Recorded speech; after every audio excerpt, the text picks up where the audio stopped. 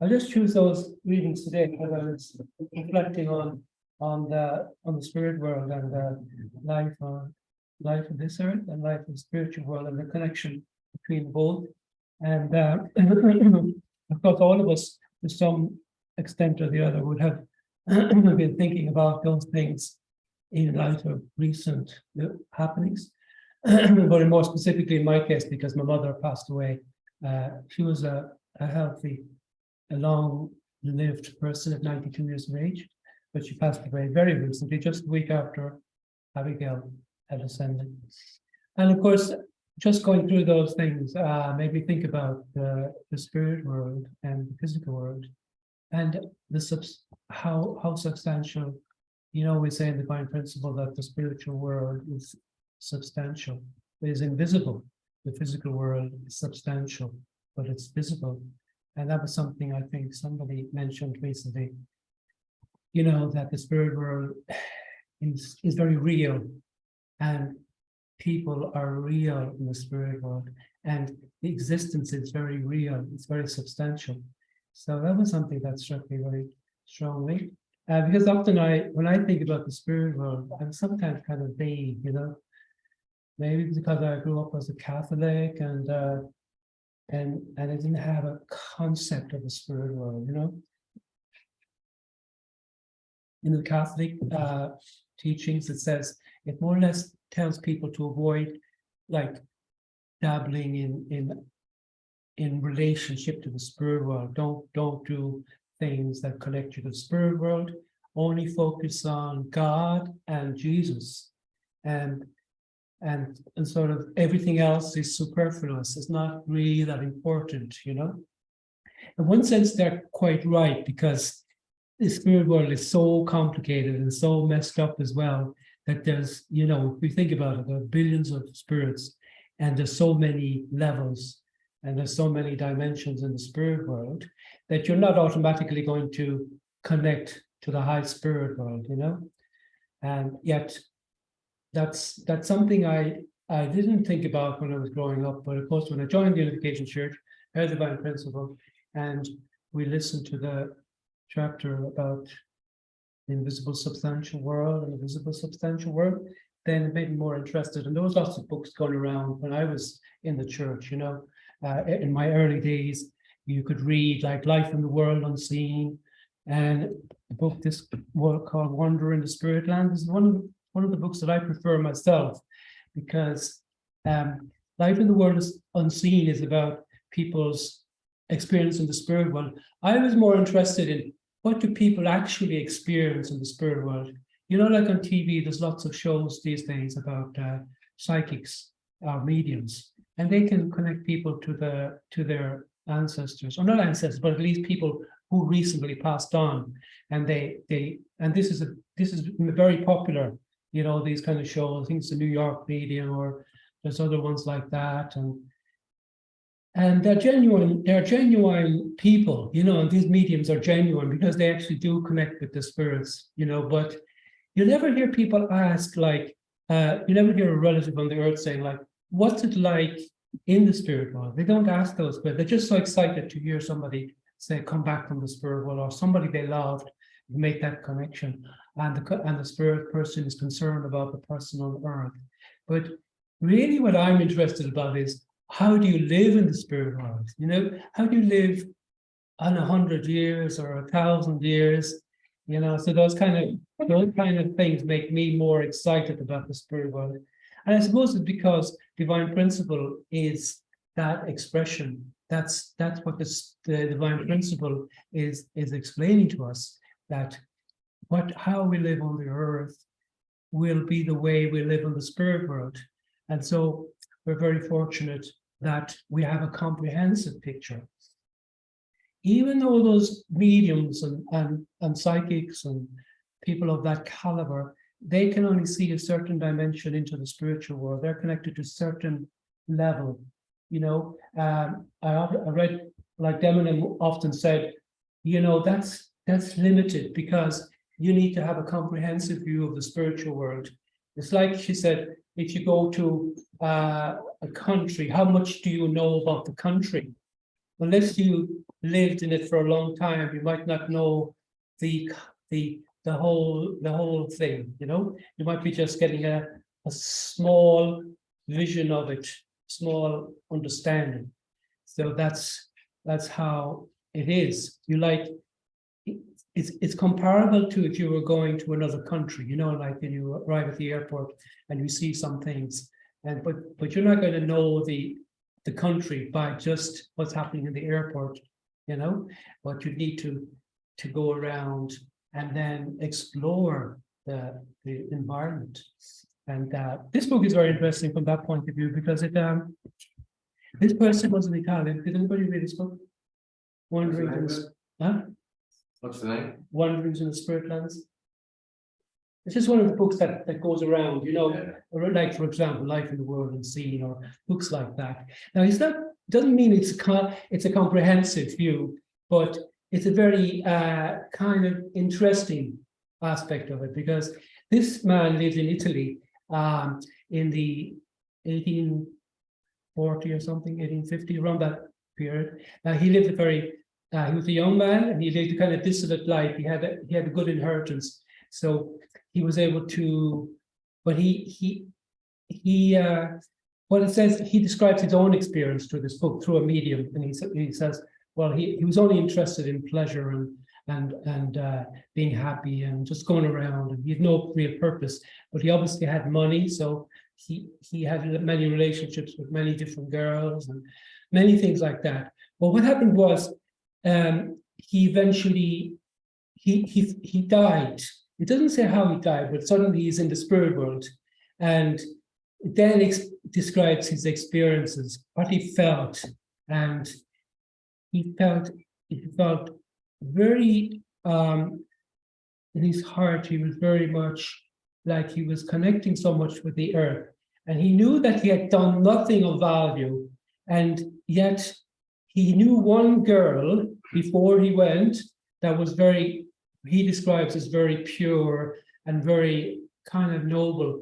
And he, for the first time through that relationship, he discovered true love, or he really felt he wasn't even worthy to be with this woman. And so they had a kind of like more of a platonic relationship, but it still was very much genuine love. So when he went to the spirit world, then he cried out for different people, because he was in a dark place, and a light came from the earth to him. It's like a star, and he saw a little light, and through that he felt the connection to the earth, and that this person's love was reaching him from the earth, and was and then from that he had certain communication with her. But to make a long story short, which can be a very long story, but he did make certain progress. And because I think, you know, we in the Divine Principle, and even in our teachings about the spirit world, and we know we can liberate spirits, you know, we can liberate even our ancestors, and we don't know really, because I liberated my mother, you know, and now, according from my viewpoint, she's on 100 days training. But I know my mother, you know, I know what she was like, and you just don't wonder, how can she change if she's like this on the earth, and then she goes to the spirit world? How does she change, you know? And so will they force her into a 100-day workshop or something and say, go there now and learn the Divine Principle?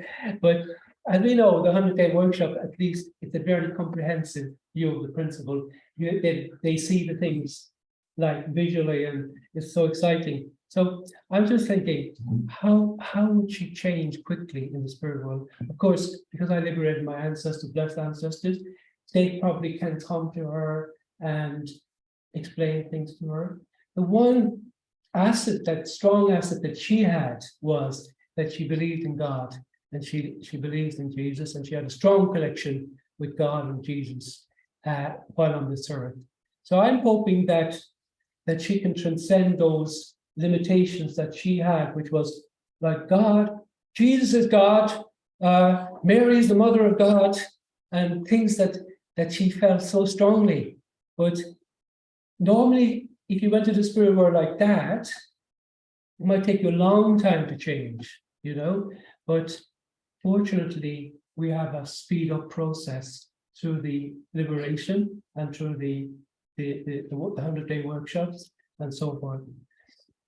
Anyway, that's something that I wanted to say about that, because I realized, people might not understand the value of liberating ancestors or spirit world in that sense. But I think the way to look at it is that it's from a positive sense, thinking that, wow, it's my privilege to do that. If I could do something like that for my ancestors, then it is really something that I can be proud of. And that, okay, maybe I find out later they weren't really liberated. They were not liberated as much as you thought. But I'll never regret that, because I could show my love for my ancestors, and I can show my love for my mother or for my father and so forth. Now that's a dimension of the spirit world that we understand. Now this man, when he went to the spirit world, he eventually, because for some reason he had a kind of a glimmer inside him that he wanted to change, and eventually some spirits he was guided to call a brotherhood of hope, and these were spirits that were on quite a low level, but they had a mission, and their mission was to go down to the lower levels and to see if anybody else had a slight glimmer of hope or repentance, and then they could help people to understand something. And so he was very happy that he had met this brotherhood in the spirit world called the Brotherhood of Hope, and he had many adventures with them, and he went to many difficult things that he learned how to operate in the lower level than that. And he had this strong hope that one day he would be united with his love on the earth, because she promised that she would be with him, that she would wait for him until she went to the spirit world. So he had this strong passion and desire, and because his character was already a very passionate, and he said, because I come from Italy, I love the sunshine, and I had this kind of right nature. All of those things he didn't have in the spirit world, but he had this kind of character that could keep going and keep moving forward. And the one thing I read there in one of the readings is how important and how valuable each one of us is, because we have a relationship with God. You don't realize how important that is, because there are millions of people in the spirit world, billions of people who are in the spirit world, but because they didn't know God while on the earth, they still don't know God. You know what I mean? You can live in the spirit world, you can continue your activities, but if you didn't try to develop a relationship on the earth with God, you would still have a tremendous gap, and you probably wouldn't even think about God in the spirit world. You might be thinking about just things, normal things, and you might continue activities that you were doing on the earth even. You might be doing things for hundreds of years that you were kind of drawn to, and you'd be with like-minded people, and you might not know anything. That would be in a good state, because in Life in the Words Unseen, it says that you can be with kind of like-minded people, and you can be quite happy in that realm in the spiritual world. Because, for example, if you were a good person and you like nature, then you could be with these kind of people, and you could be doing gardening and all kinds of things, and learning new skills in that environment. But we're in a situation where we can go to the kingdom of heaven. It's incredible when we think about it, that we have the possibility to become divine spirits. Sometimes we think, that's so far away. How can we become divine spirits? A divine spirit is a spirit that's emitting light, that's giving, that's shining, but of course, while we're on the earth, we're all the time struggling about something. So we never really feel we don't feel it to our core that it's possible. But I think we should review divine principle from that point, because it's a very clear teaching that the purpose of this life is to grow through the 3 stages, to become a a perfect spirit. And what is a perfect spirit? It's a person with divine love, divine heart. I mean, we can cultivate that at least. We might not reach it, but certainly we could be very much on the way because we know it. It's a big advantage before you go to the spirit world, actually, to know that even. And so from that point of view, I realized recently how important love is important. You know, it's actually the only thing that's important because you can only grow through experience of love, experience of God's love, experience of a love from a partner or a love from a husband or wife.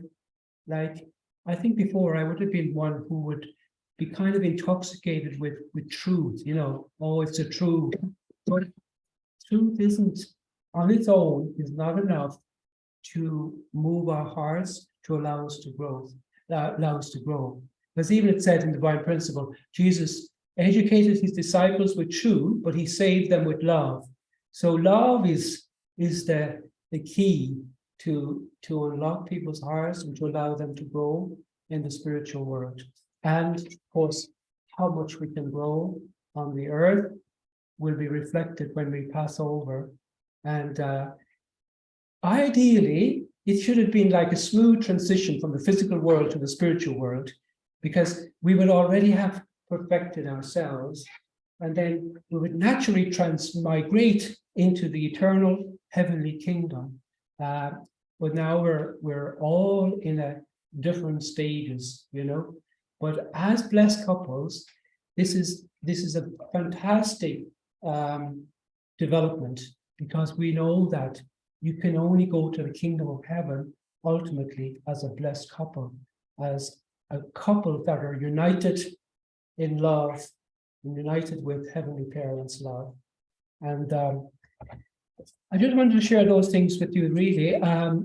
As I said, I was thinking about death from that point of view, but in a sense, as Father would say, you need to know about death in order to live better in this life. There's no point in dwelling on the death in a sense, you understand? It's like how to live better, because Father himself, he discovered death when he was a young boy, and it's when his grandfather or great-grandfather passed away, and they were moving the body of his grandfather, and then he saw the bones of his, I think it was his grandfather or great-grandfather, and he was thinking, oh, is that all there is? He was looking at the bones, and he says, is that all there is? And he started from questioning, you know, what is life?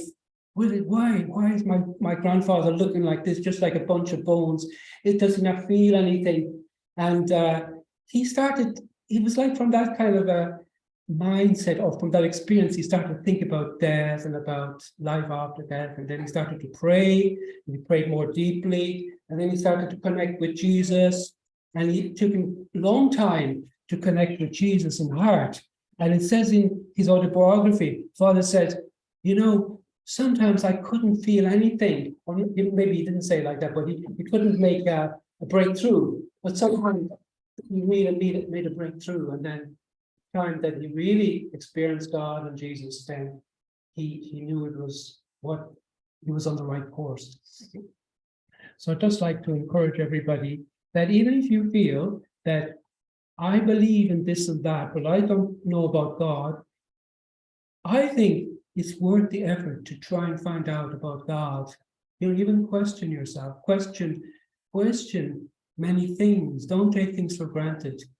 Like I was thinking in Limerick, you know, when I went to the church, and they all go to the church even still, and my siblings don't necessarily believe in, I don't know, they believe in God, but they don't believe in the church. And yet they are quite obedient to what the priest is presenting, you know. And I was thinking they need to question it. They need to have a genuine, authentic experience themselves, you know. But then again, I also felt I need to love them more, you know, because I cannot really say something at this point directly to them. I need to have a higher love to help them to realize something. Of course, our relationships are getting much better, and my wife was able to talk to her nephew more openly, and because he has traveled a lot. This one of our nephews, he's gone to many countries when he was young, and because of that, he has a curiosity about life and about other cultures. But that curiosity can help him to open his heart, and so that's a step in the right direction. Now, just saying that, but I just tell you something about an Irish funeral. We have our Songwa funeral. Well, the Songwa funeral is very precious and beautiful in our church because you have so many tributes and festivities to the person. It's very very intimate and very personal. Well, I went to my mother's funeral, but it's just saying, is it Catholic or is it just that funeral? But they don't have the same personal touch. They had something like where you bring up some object and you say, well, and the priest gave a tribute to her life, it was quite a simple one, but then they bring up some things that may have mattered to her in her life, like a robin, not the real robin, but she loved nature because of that.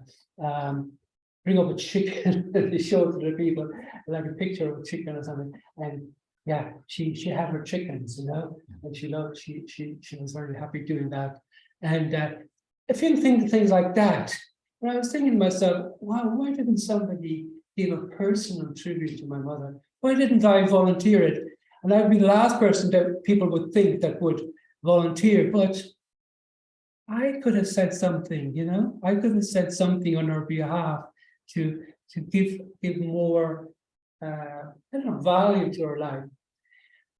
Now, the day before the funeral, they have something in the Irish thing which is that they get people like neighbors or relatives come to the funeral home and they say their goodbye to the person that's died. Now, that's one of the very beautiful things that they have, is because you meet people that you didn't meet 40 or 50 years, or 40 people that I grew up with, and they come and the family is in the funeral home, and they come around they come in one by one, and they shake hands and they say, we're sorry for your loss, but it's not it's quite sincere, and then maybe you hold your hands for a while and then they say, where are you now? I haven't seen you for so long, and you can connect, it's like a flashback. You're thinking about life and how things evolved. Where's this person now after 40 or 50 years? And that was quite a beautiful thing that they have. Maybe 50 to 100 people came. That now, she wouldn't be that well known where she lived, but it was like connecting to her upbringing and to her where she lived before, etc. But that part was good. I realized that they're trying to help people to say goodbye to a loved one. And it's connecting with the community, just like our community is very much involved in that as well. So, oh yeah, I forgot to say, Stefano will be sharing something about his witnessing experiences. So I'm going to finish reading here on this. So I'd like Stefano. I hope you give him a very warm round of applause. He's going to share about his witnessing, his experiences, and anything else he wants to share.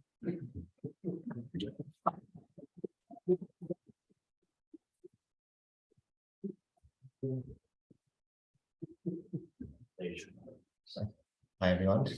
It's been ages since I've been here. And I've been asked a few times, so I want to share a bit about Ruhala. He's my friend. I think most of you have met him. He's been here a few times to the Christmas dinners. He came, I think, twice to the service. And he also attended, I think, the fishing trip with Vittorio and a few others. Yeah, so just in case for some of you, it's just some random guy that just popped up out of nowhere. So I met him in college back in 2016. That's when I started college, so that's how I know.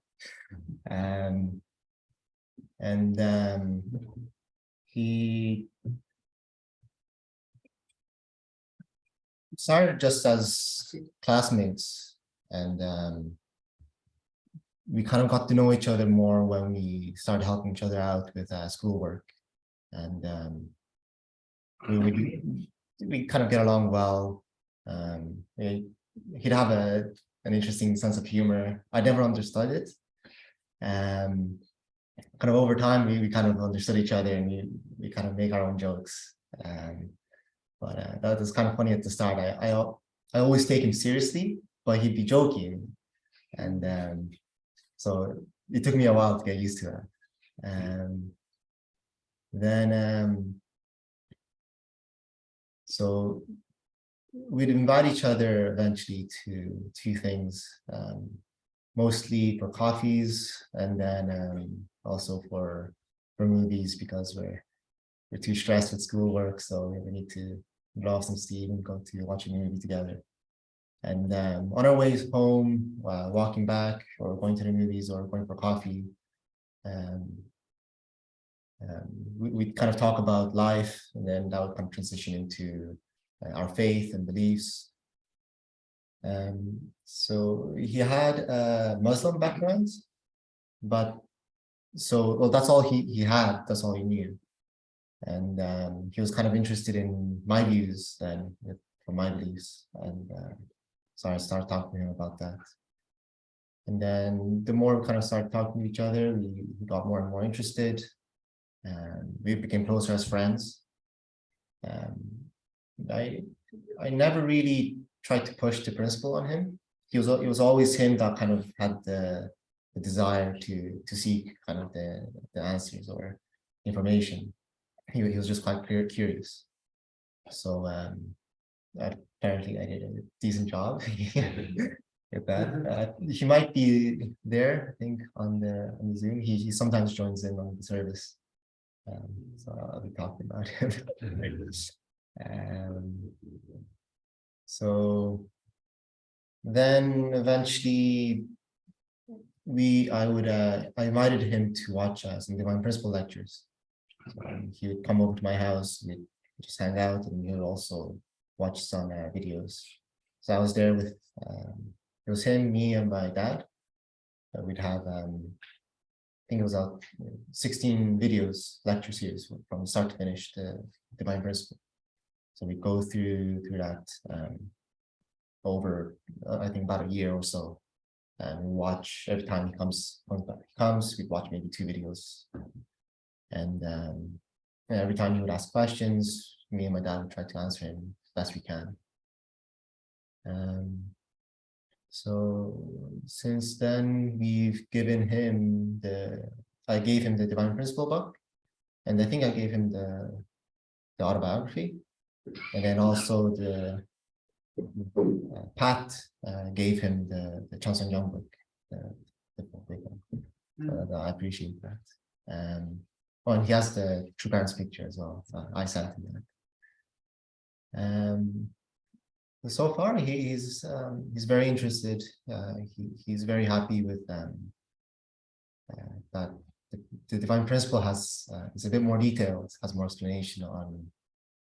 He has quite an interesting spirit worlds. So from Chansung Young chapters as well, he likes that part about the spirit worlds. So I hope he continues to keep his interest. He's a bit far now. He's in Shannon. He's doing a course as a aircraft mechanic. So it's a bit difficult for him to come, because the course is a half study, half work. So it's been hard to get him to join a few of our events, but hopefully he'll come up every now and then. I'll keep inviting him, so when he gets the chance, he'll come over.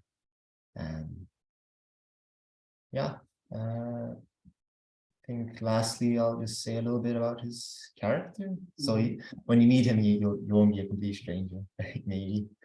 And so he has I mentioned he has a kind of an interesting sense of humor. He likes football. He's very kind. And one thing that I found very interesting about him is he's very good with navigation. I'm not sure if he thinks about himself that way, but like when he's in an area, kind of scouts the area. He walks around, goes cycling, and he just knows everywhere. Then I remember I was going to bowling.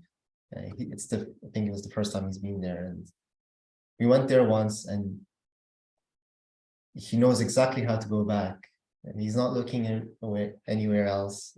I'm looking everywhere to check for landmarks where we went, but he just keeps going. And so now whenever I go around with him, I just follow him. I don't need to look around. I just follow him. So, What's his name? oh, he's Ruhala. Yeah. And maybe I should have picked the picture. Maybe. He's 27. 27. Yeah. He's 1.5, I think, years older. Yeah. Yeah, he's trying to take more part in the church as well. So he's very fond of the teachings. Yeah. He's trying to get matched. Yeah, he's pursuing that. So me and Pat and Rahala, we've been getting him to progress through all there's a checklist of all the things he has to do, and also he's attended a few actually of the Divine Principle workshops online, and he's got the Divine Principle certificate for. He doesn't go, but I mean, he's in Shannon now, but his family are in Dublin. Did he grow up in Dublin? No. Well, I won't go too much into detail, but he's here by himself in Ireland. Yeah, his parents are. He didn't quite say. Yeah. What country is he from? He's from Afghanistan. Okay. If there's no other questions, okay, well, that's it. Thanks. Yeah.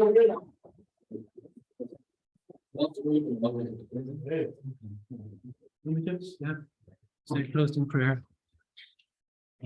Closing prayer. So, our loving Heavenly Parents, thank you so much today for this gathering, as brothers and sisters, so we can relate to each other, relate to your heart and providence, and especially about the spirit world, which we touched on today, Heavenly Parents. So we're so grateful that we know divine principle and know the truth and the love that comes with that, and that we're every day making progress. And because we want to create the kingdom of heaven on earth and in the spirit world, we know that this is your hope and ideal and dream from the very beginning, for all mankind to live in the kingdom of heaven, in the ideal world, a world without conflict, without war, without famine, without any of the things that happen in this world. And we're praying that we can all extend our hearts to those who suffer and really pray for them, and at the same time be very grateful for our own course and for the love that we have received and the love that we can give to others. And we want to really become your family, one world family under God. And I pray this, that we can, each one of us, grow in our spirits, our physical self and spiritual self, especially because the spirit self is the most important part of us, the spirit mind, and the fact that we're going to dwell in the eternal world forever. So we want to use our time well and really think about our lives in the context of your love, and what we leave behind is a legacy of love. And so we pray this, we offer our gratitude to each one here today, extend our blessings to all people. And I pray and report this in the name of John Kennedy, blessed and her family. Amen.